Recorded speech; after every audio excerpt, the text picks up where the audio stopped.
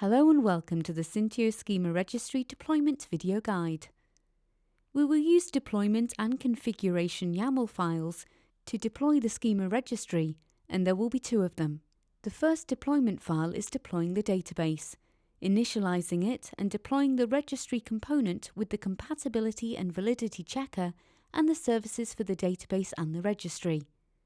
The second one is deploying the worker component, with the external validators and services for them, along with the Prometheus monitoring tool. The first step of deploying the Schema Registry is modifying the two config files. Let's start with the registry configuration. The Postgres password is the password that will be used for accessing the newly deployed database. Database name is the name of the database, and user and password are the credentials of the user that will have access to the newly created database. In the worker configuration file, we first need to specify the publisher and consumer type. In this example, we will use pub/sub for both, but we can use message broker.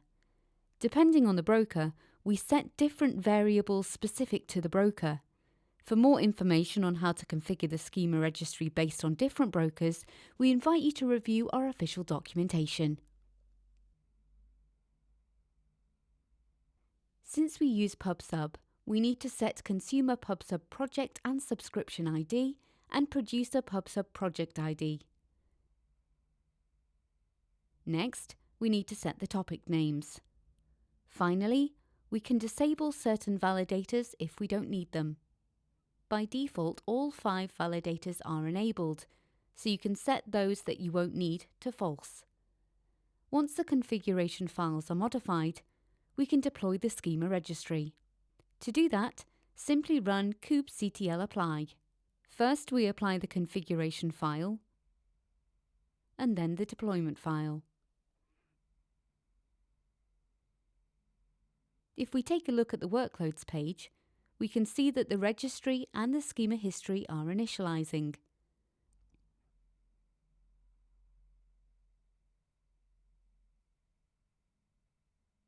After a few seconds, the registry pods are up and running. Now we need to deploy the worker component. To do that, we do the same as for the registry. First, we apply the configuration file and then the deployment.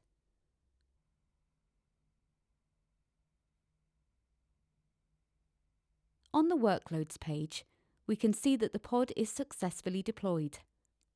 Now that the registry pods and worker pods are running, the Schema Registry is fully deployed and functional. To check that, let's send some REST requests using Postman. Let's first register a schema.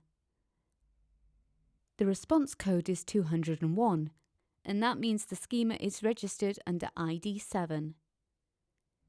Let's fetch all existing schemas.